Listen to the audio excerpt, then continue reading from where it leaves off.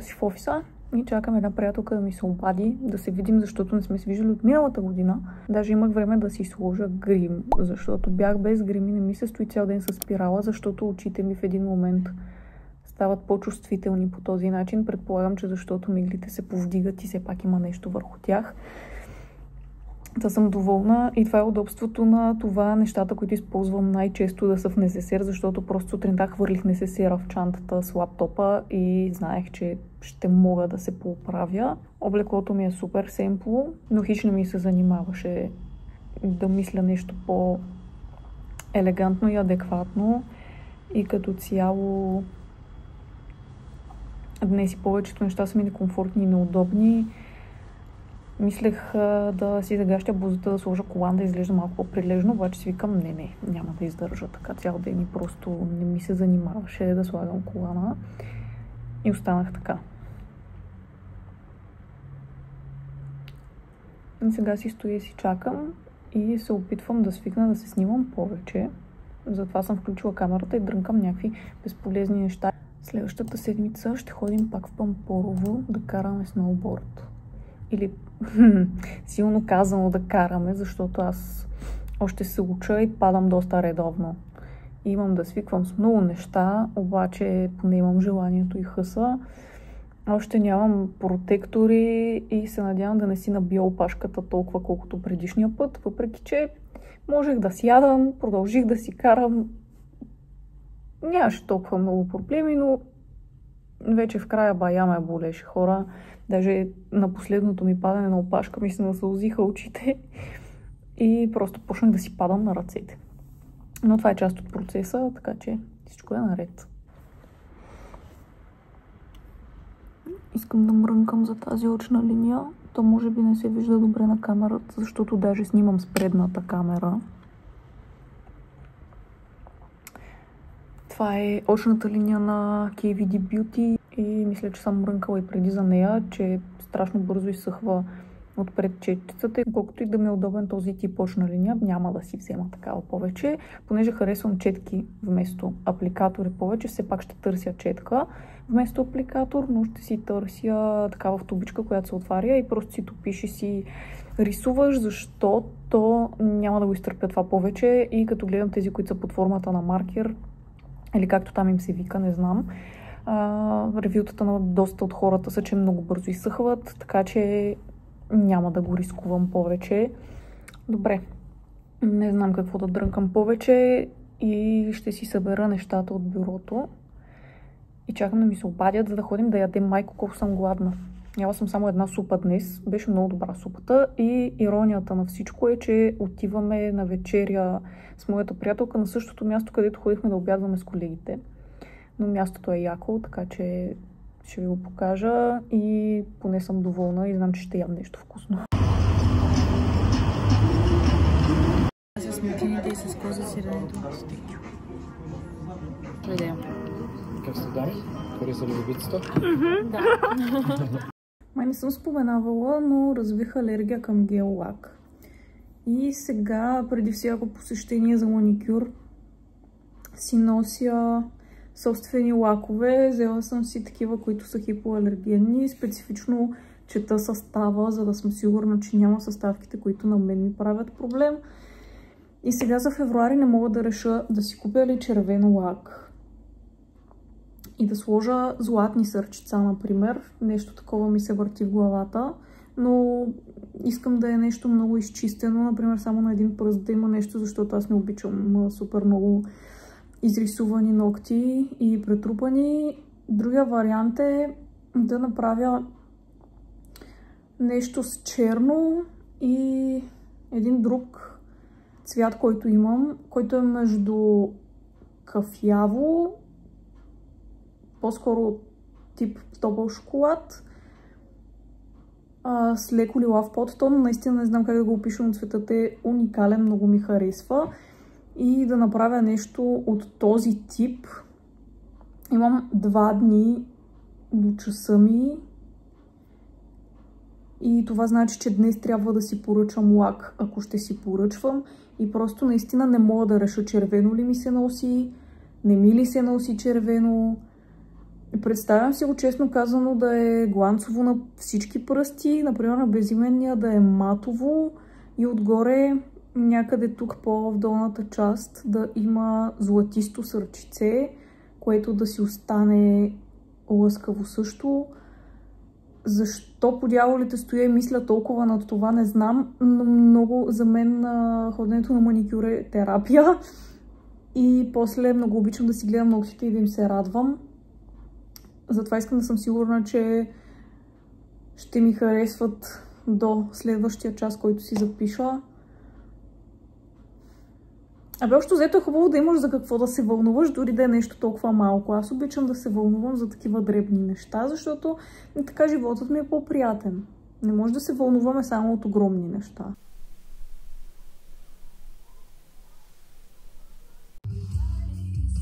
Ето го.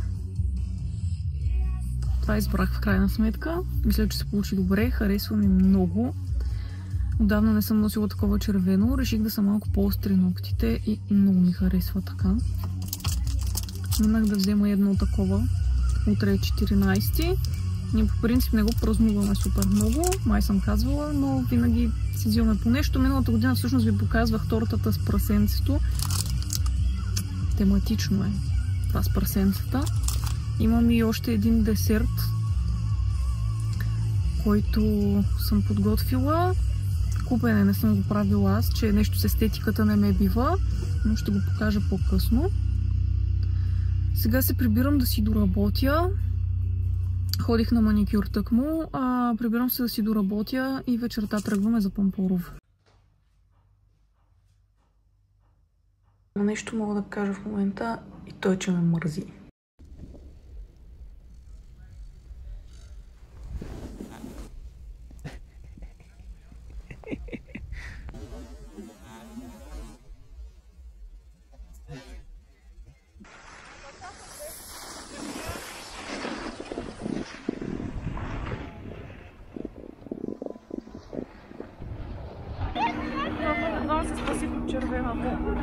Как го правиш това? Нямам никаква представа, просто по инерция си тръгвам нататъка и само гледам пред мене писта за напреднали са. Оу, фак!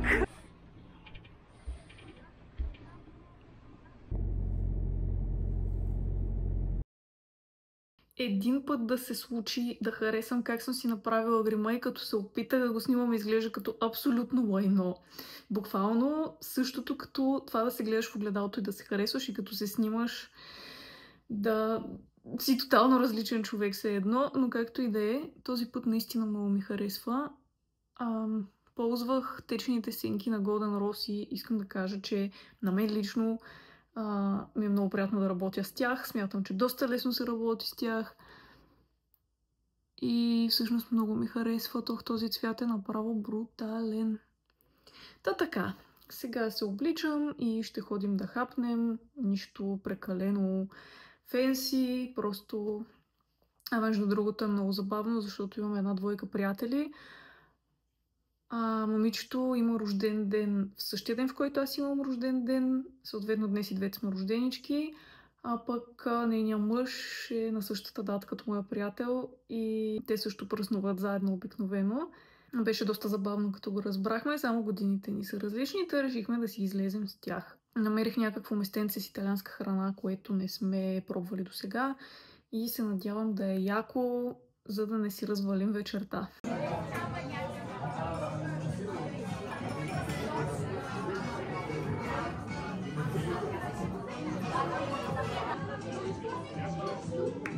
One eternity later. Сега подготвям пратката за първата поръчка, която получих и съм супер щастлива. Първо ще си сглобя кутийката и след това ще ви покажа самото опаковане и какво ми беше поръчано. За мен беше много интересно и всъщност беше малко различно от самата концепция, която аз имах, когато направих страницата, но беше предизвикателство и се радвам, че видях, че мога да направя и нещо подобно и всъщност доста ми хареса. Ето това е кутийката и отгоре си слагам едно стикерче. Нищо ми се губи фокуса на камерата май обаче. Честно да ви кажа, днес хич не ми е до снимане. Чувствам се физически много кофти, обаче трябва да го изпратя и много исках да си го заснема. Просто няма как да не заснема първата поръчка. Слагам си стикерчето. Тук първата ми кутийка всъщност вече е готова. Трябваше да довърша извън камера, защото просто е много трудно така, но ето това е колието. Като това е референцията, която имах за него и идеята беше да направя две еднакви. В крайна сметка доста ми харесаха как се получиха. Тази веришка е по избор на момичето, което си ги поръча. Не знам дали споменах, че съм хиперкрива днес. В цикъл съм, боли ме корема. Имам някакви неща на главата си, за които може би някога по-нататък ще разкажа, защото всъщност смятам, че е важно да се разкаже, но изчаквам просто да мине периода, в който виждам какъв е развоя на събитията. И да, а пък навън грее едно толкова приятно слънце. Аз трябва да изляза след малко, ще ходя на маникюр и педикюр днес, което се надявам малко да ме разведри.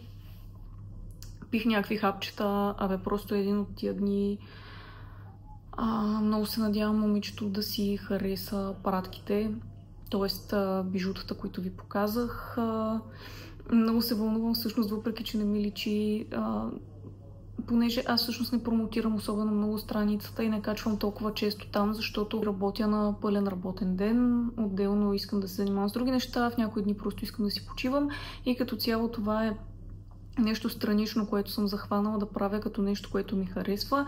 И супер много се очудих, когато видях съобщението и бях много щастлива и бях много развълнувана наистина да се опитам всъщност да изляза от зоната си на комфорт и да направя нещо, което дори не съм пробвала да правя до сега.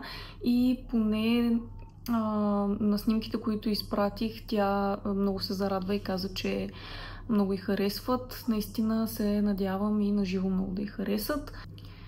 И така, не знам на къде отива този влог общо взето, но реших да снимам. Просто ще снимам, да видим какво ще стане.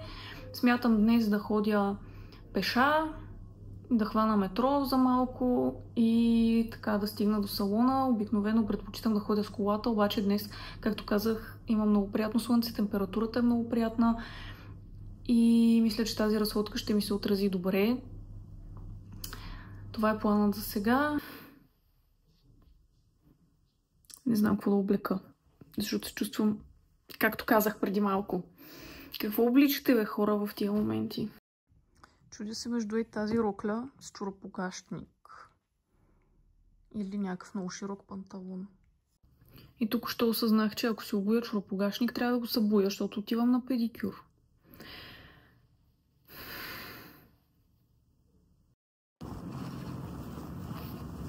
Да, по-добре ми е определено.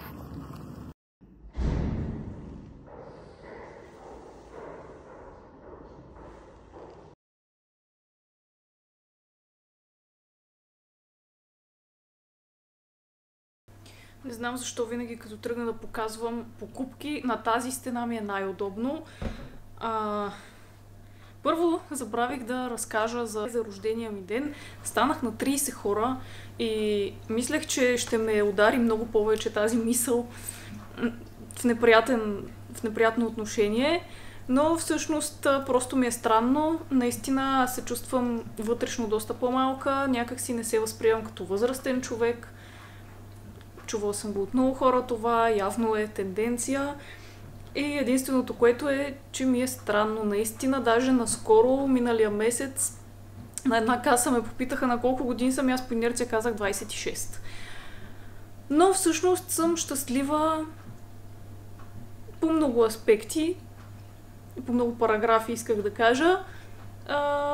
И не смятам, че е много страшно да станеш на 30. Може би като наближа 40 вече. Това вече ми звучи страшно, но като бях на 20 и да стана на 30 ми звучеше страшно, така че стига по тая тема.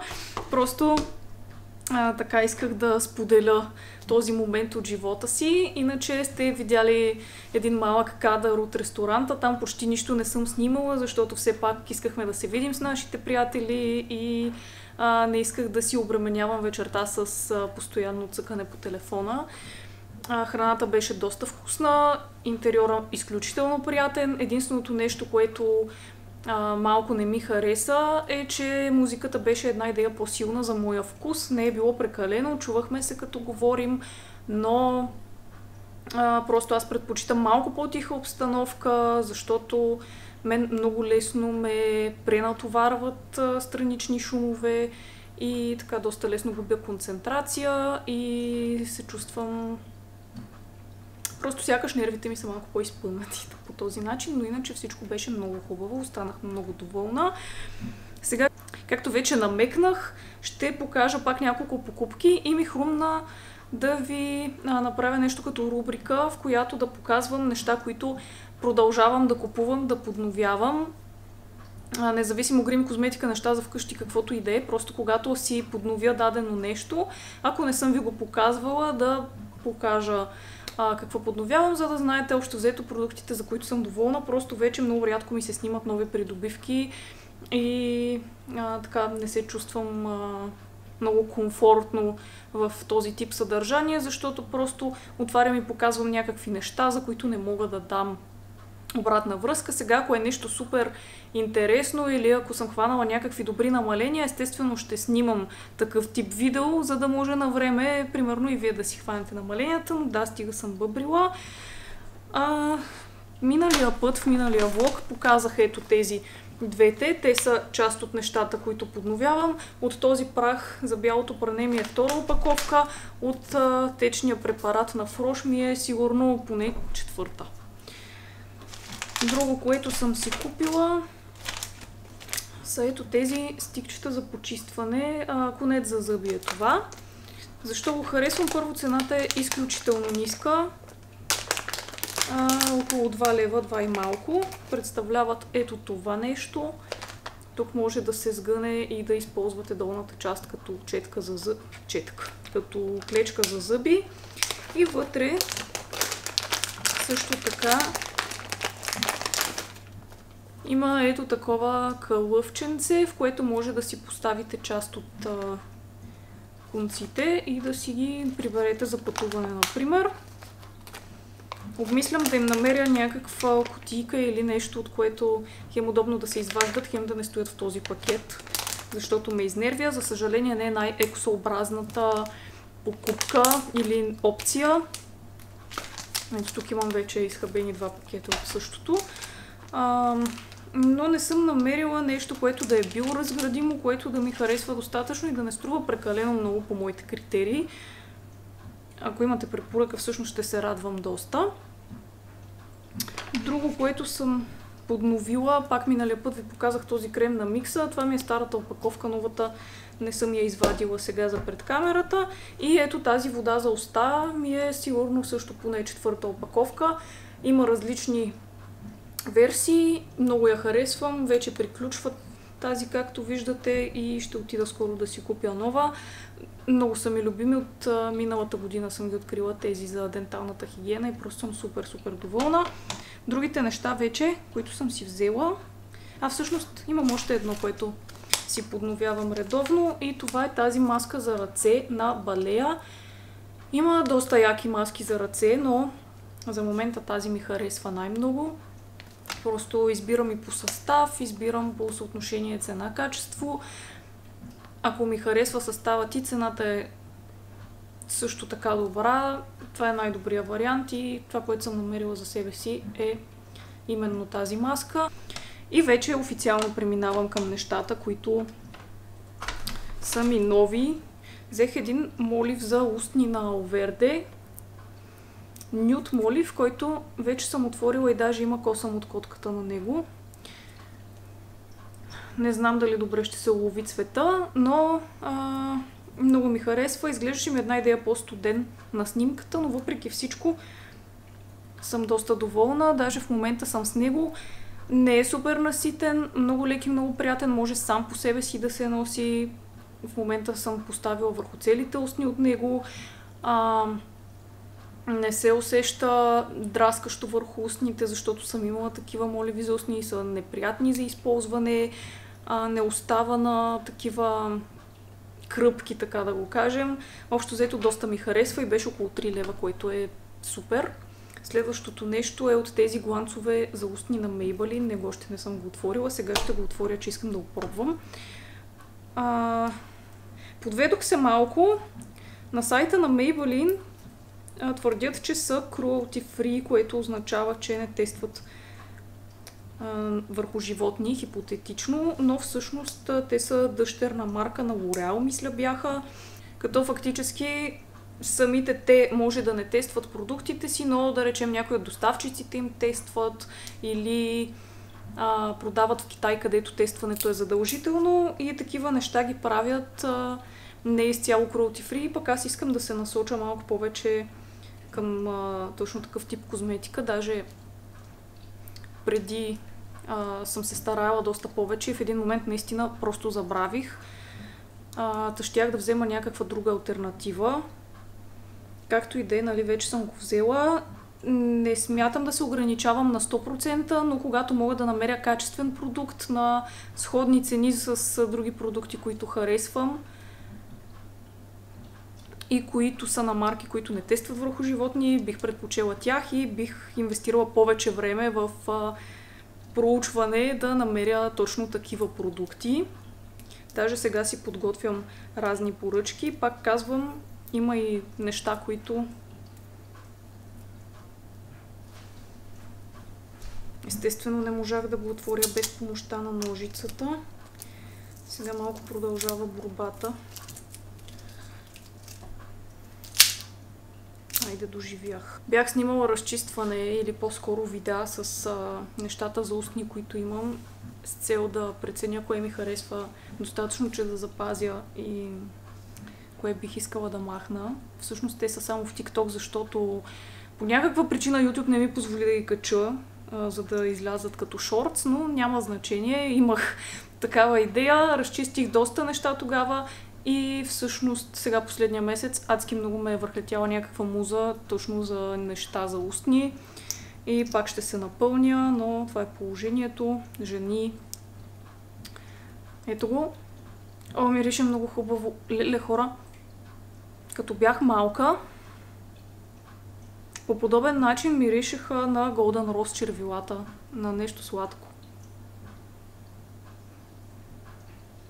Цветът е точно това, което искам.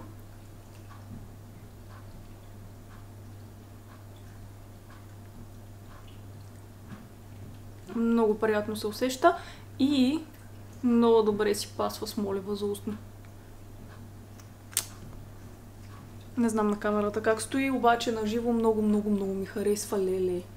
Аз по принцип не се харесвах преди с точно такъв цвят на устните, но сега ми харесва. Значи този цвят е 008 Stone. А моливът е 22 Soft Nude. Та, ето ви едно яко комбо. Сега другите неща, които съм взела е този лосьон за коса на Гарние или крем за коса, или не знам как го водеха там, който уж е с кератин.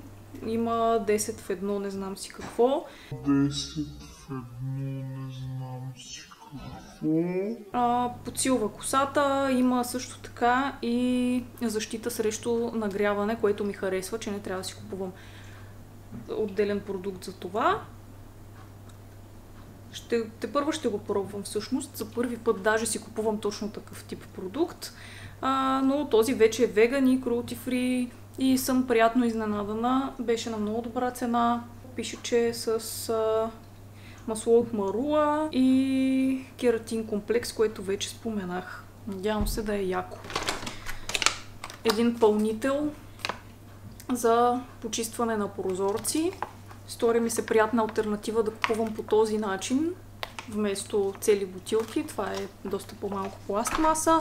И последното нещо, ще пробвам тези кърпички за пране. До сега съм си купувала едни други, които ги има, мисля, във всички супермаркети, но видях тези на DM и видях, че са 50 вътре, което доста ми хареса. Смятам да ги пробвам за бъдеще и това са ми покупките. Сега май ще ми стане навик, но отново смятам да приключа влога до тук. Много се надявам да сте си прекарали приятно с мен. Ще се видим отново съвсем скоро. Довиждане и до нови срещи!